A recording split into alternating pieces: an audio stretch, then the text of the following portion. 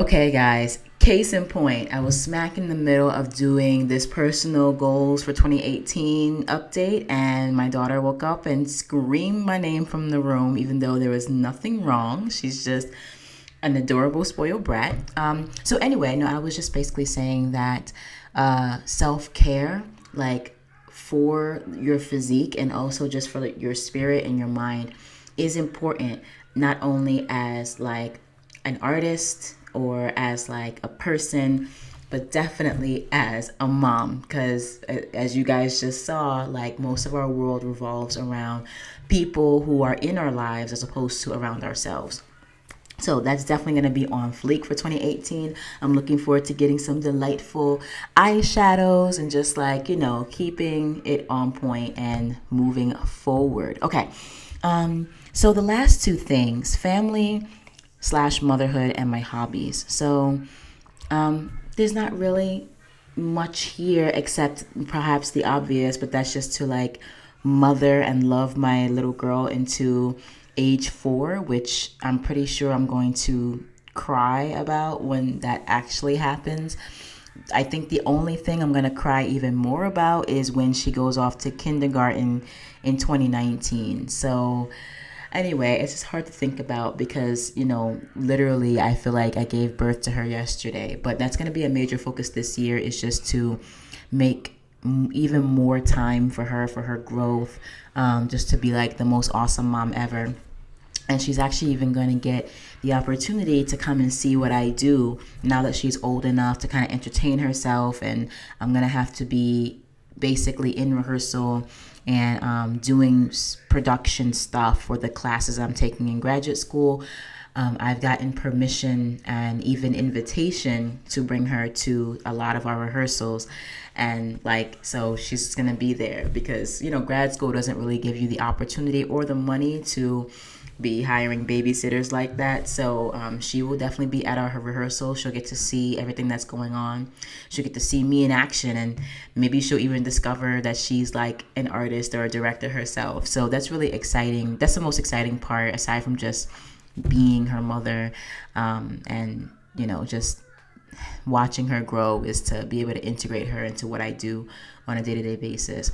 I think I'm going to also try to head back home at least once to kind of maintain relationship with family. I think it's really important, again, on a personal level, when you're thinking about your personal growth, development, and sustainability as a person. Stay connected to the people who love you. Stay connected to the people who support you.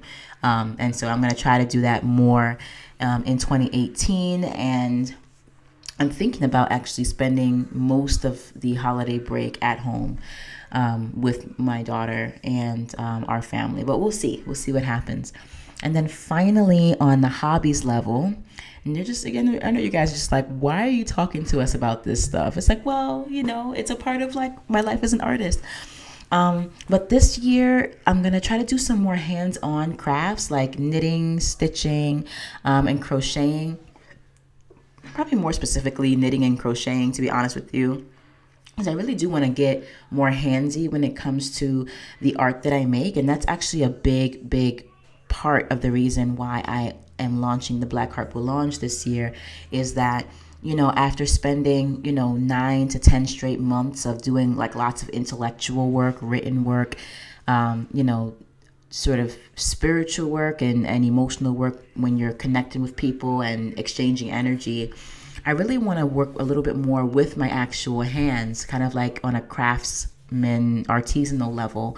And not only will I be doing that through the Black Heart Boulange brand, through the bakery and the boudoir, but I also want to do just more crafts around using my hands. That it's just a nice way to bring some physicality into my creativity. So I wanted to do that in 2017, but I'm actually going to focus on that for 2018. I also want to continue to connect more fully with my number one love, which is gourmet cooking and baking. So we're going to focus on like some pies this year, like perfecting my pie game. Although my pie game is pretty perfect, I'm not going to lie. I just brush off my shoulder where that's concerned, because I love my pies and so do most people.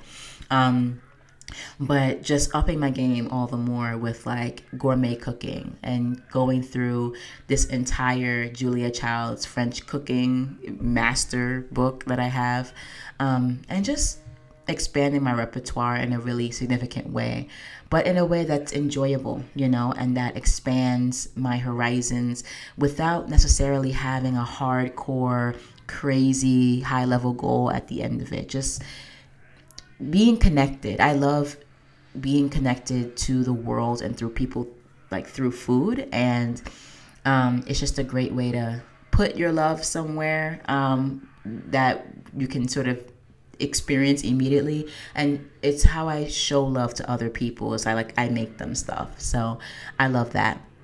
And then finally, I do want to dive back into my language study on a casual level.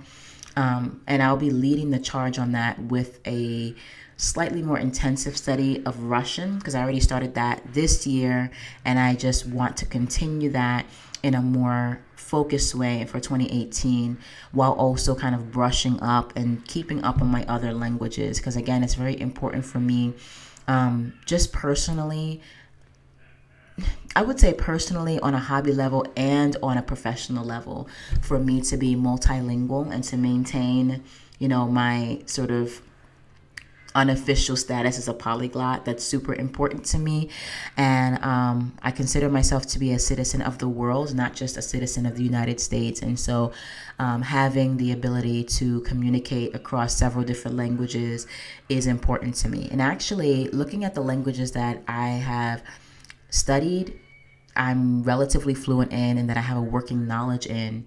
And if I add Russian on top of that, I will officially, by the end of 2018, crossing my fingers, pretty much be able to communicate with 33% of the world. I did the math already. And that is super powerful, to literally walk down the street, any street, and 1 in 3 people that you meet, you can communicate no matter what language they speak. That's really significant for me, and I want to maintain that and honor that as I go forward. And I guess to cap off sort of the world citizenship perspective that I have, I'm trying to plan for myself and for my daughter, and hopefully for some of my family members too, a family trip to Zanzibar, which is a place in Africa, farther on the East Coast. And it's just a gorgeous, amazing, just incredible place filled with natural beauty, these gorgeous white sand beaches, clear, just gorgeous, exotic blue seas, and wonderful people. And I've been wanting to go to Zanzibar for a very long time and go to this place that I've been scoping for years called the Rock Restaurant. And so that's kind of just what I am building towards in terms of like my international hobbies, quote unquote, just language study and travel. And it will also be like the first international trip I'll be taking with my daughter, because I want travel and a larger world view to be a part of who she is as well.